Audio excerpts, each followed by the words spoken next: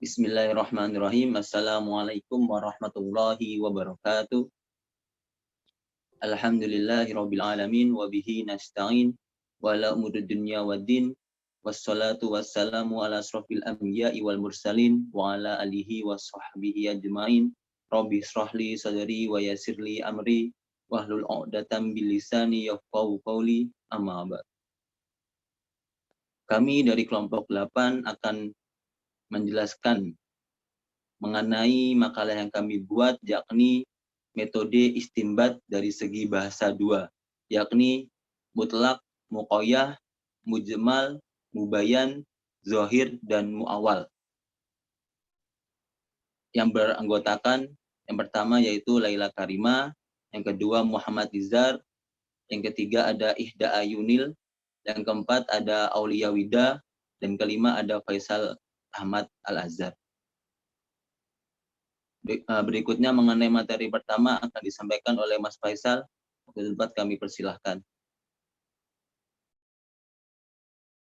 Ya, terima kasih kepada Mas Nizar yang telah memimpin jalannya presentasi ini. Langsung aja yang pertama, yaitu materi mutlak dan muqayyad. Kata mutlak berarti bebas tanpa ikatan, dan kata muqayyad berarti terikat. Secara istilah, mutlak lafaz yang menunjukkan suatu kesatuan tanpa dibatasi secara harfiah dengan suatu ketentuan. Muqayyad adalah lafaz yang menunjukkan suatu satuan yang secara lafziah dibatasi dengan suatu ketentuan.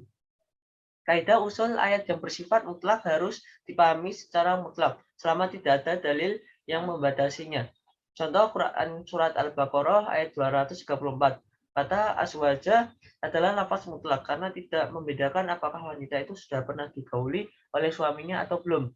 Sebaliknya, ayat yang bersifat muqayyad harus dilakukan sesuai dengan batasannya. Dengan kata lain, mutlak adalah suatu lafaz yang menunjukkan hakikat sesuatu tanpa pembatasan yang dapat mempersempit keluasan artinya. Sedangkan muqayyad adalah suatu lafaz yang menunjukkan hakikat sesuatu yang dibatasi dengan suatu pembatasan yang mempersempit keluasan artinya. Bentuk-bentuk mutlak dan muqayyad.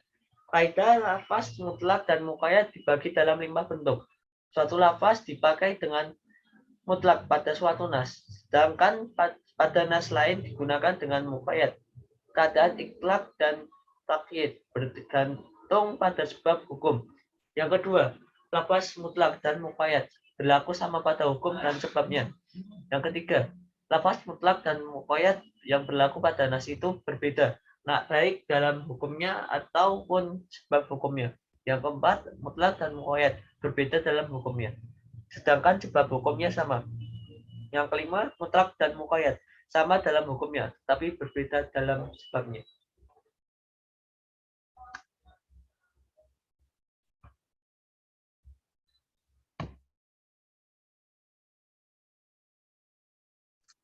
Berikutnya akan dijelaskan oleh Mbak Laila. Dan tempat kami persilahkan. Oke. Yang selanjutnya ada musmal dan mubayyan. Musmal secara bahasa yaitu mubham atau yang tidak diketahui dan yang terkumpul. Secara istilah yaitu apa yang dimaksud darinya ditawakufkan terhadap yang selainnya, baik dalam takyinnya atau penentuannya, atau penjelasan sifatnya ataupun ukurannya. Sedangkan mubayyan secara bahasa yaitu yang ditampakkan dan yang dijelaskan. Secara istilah, apa yang dapat dipahami maksudnya, baik dengan asal peletakannya atau setelah adanya penjelasan. Next.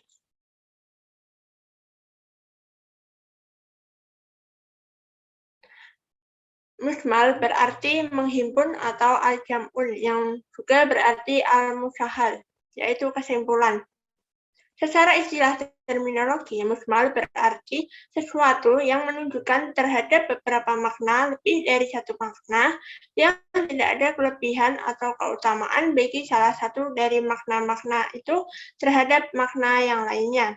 Dan untuk mengamalkan salah satunya membutuhkan penjelasan terlebih dahulu.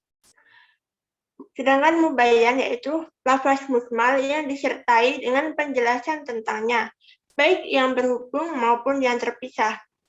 Penjelasan tersebut ada pada dalil itu sendiri atau pada dalil lain yang terpisah dari dalil yang di dalamnya terdapat lafaz mujmal. Suatu lafaz yang tidak mempunyai kemungkinan makna lain disebut mubayyan atau nas. Bila ada dua makna atau lebih tanpa diketahui, yang lebih kuat disebut mujmal. Namun, bila ada makna yang lebih tegas dari makna yang ada, disebut zahir. Selanjutnya, saya kembalikan kepada moderator. Berikutnya saya akan menjelaskan mengenai lafaz mujmal. Lafaz mujmal adalah lafaz yang global, masih membutuhkan penjelasan, bayan, atau penafsiran tafsir. Untuk memberikan penjelasan atau penafsiran terhadap lafaz yang mujmal, maka tidak ada jalan lain kecuali harus kembali kepada syar'i, karena memang dialah yang menjadikannya sebagai lafaz yang mujmal. Nah, berikutnya mengenai mubayyan. Mubayyan ialah lafaz yang sudah dijelaskan dari keglobalannya.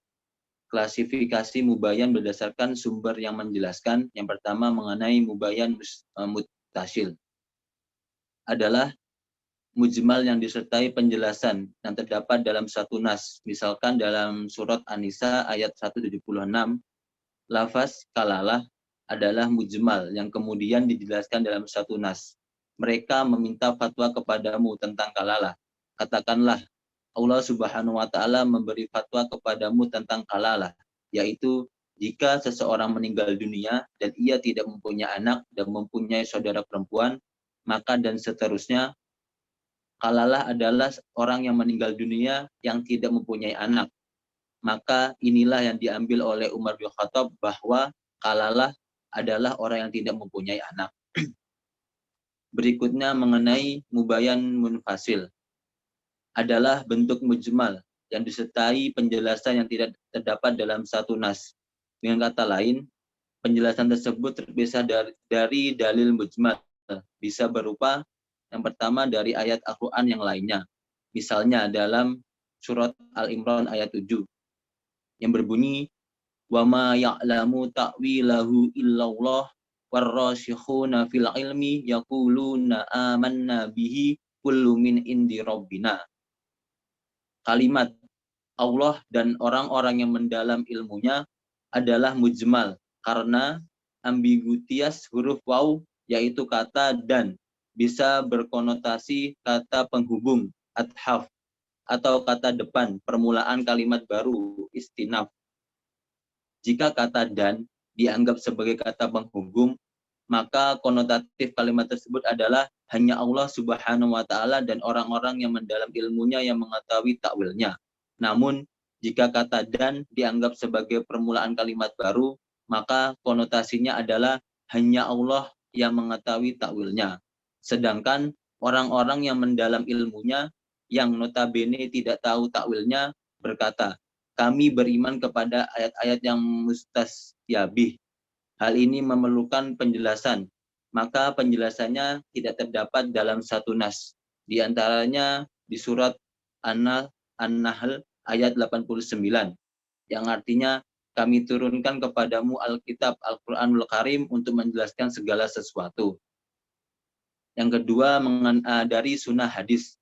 Contohnya pada surat Al-Anfal ayat 60, siapkanlah untuk menghadapi mereka kekuatan apa saja yang kamu sanggupi. Wa'idu lahum ma astata'tum min quwwatin wa min ribatil khayli.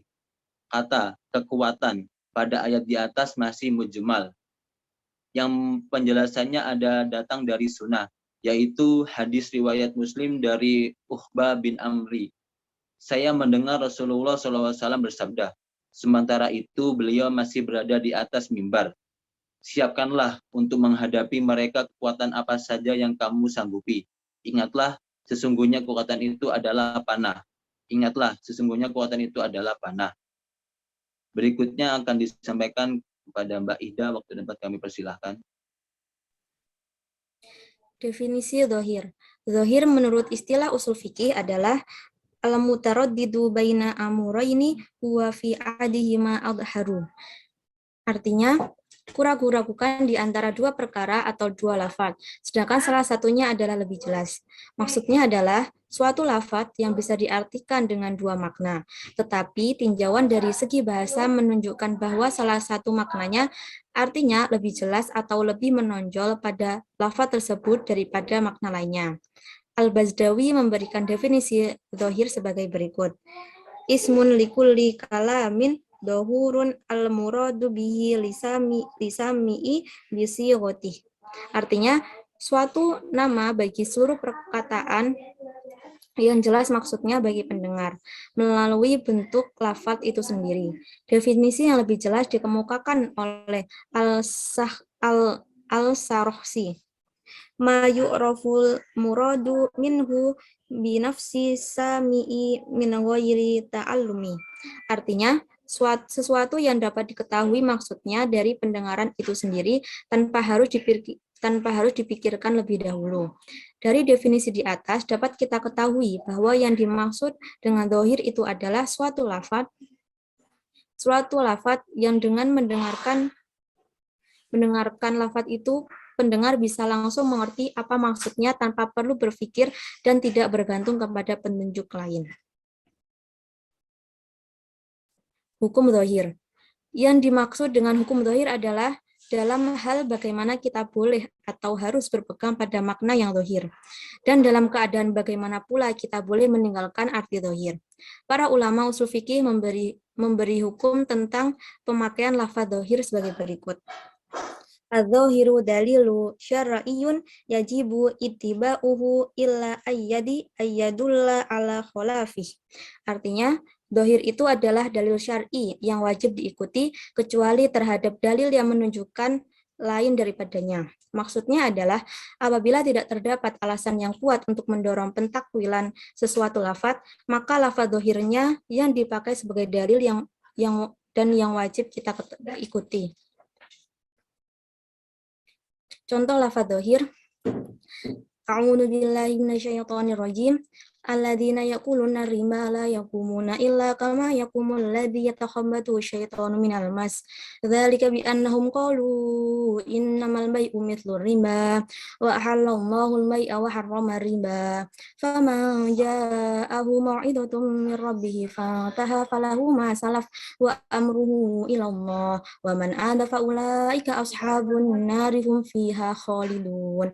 Artinya, orang-orang yang makan atau mengambil riba tidak dapat berdiri, melainkan seperti berdirinya orang yang kemasukan syaitan lantaran penyakit gila. Keadaan mereka yang demikian itu adalah disebabkan mereka berkata atau berpendapat, sesungguhnya jual beli itu sama dengan riba. Padahal Allah telah menghalalkan jual beli dan mengharamkan riba. Quran Surat Al-Baqarah ayat 275.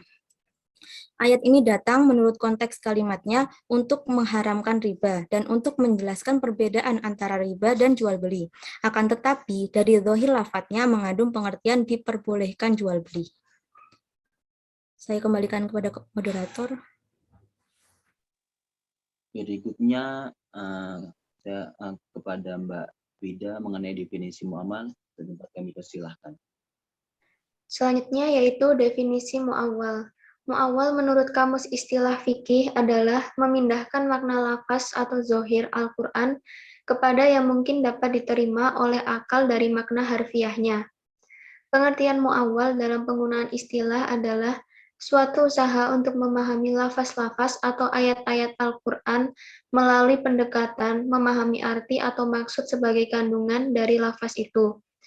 Dengan kata lain, mu'awwal berarti mengartikan lafaz dengan beberapa alternatif kandungan makna yang bukan makna lahiriahnya.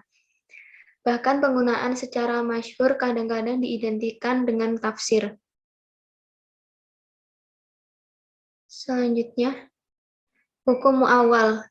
Landasan hukum takwil adalah mengamalkan dalil sesuai konteks bahasanya dan mengambil ketetapan hukumnya. Takwil itu mencakup berbagai kemungkinan yang berasal dari akal, bukan bersumber dari bahasa. Takwil tidak akan ada kecuali dengan dalil. Untuk menghindarkan diri untuk menghindarkan dari kesalahan dalam berijtihad, juga sebagai cara mengistinbat hukum dari nas dengan menggunakan takwil dengan ketentuan sebagai berikut. Yang pertama, jika arti nas itu sudah tentu mengandung hukum, jelas dan dalalahnya qot'i, maka tidak boleh ditakwilkan dengan akal. Yang kedua, jika arti nas yang zohir itu berarti umum atau berarti zonni yang tidak pasti, wajib mengamalkan sesuai maknanya. Yang ketiga, dibolehkan mengubah arti dari yang zohir kepada arti yang lain sepanjang berdasar pada dalil. Bahkan diwajibkan untuk mengompromikan berbagai nas yang saling bertentangan. Contoh lafaz mu'awwal.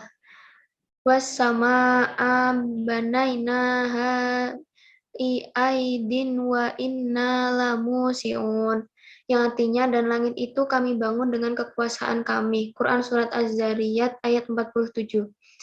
Lafaz yad pada ayat di atas, makna zohirnya adalah tangan, sebagaimana keterangan di atas. Tetapi oleh para ulama, lafaz yad atau ayat pada ayat di atas diartikan tangan, berarti mempersamakan Allah dengan makhluk.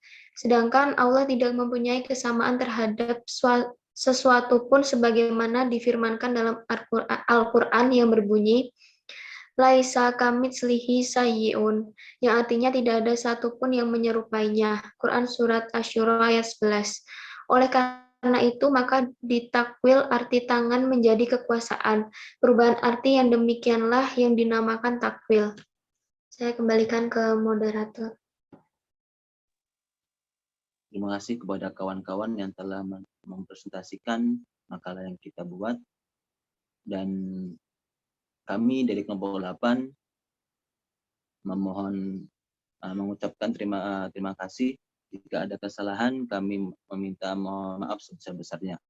Cukup sekian presentasi dari kita. Terima kasih. Wassalamualaikum warahmatullahi wabarakatuh. Waalaikumsalam warahmatullahi wabarakatuh.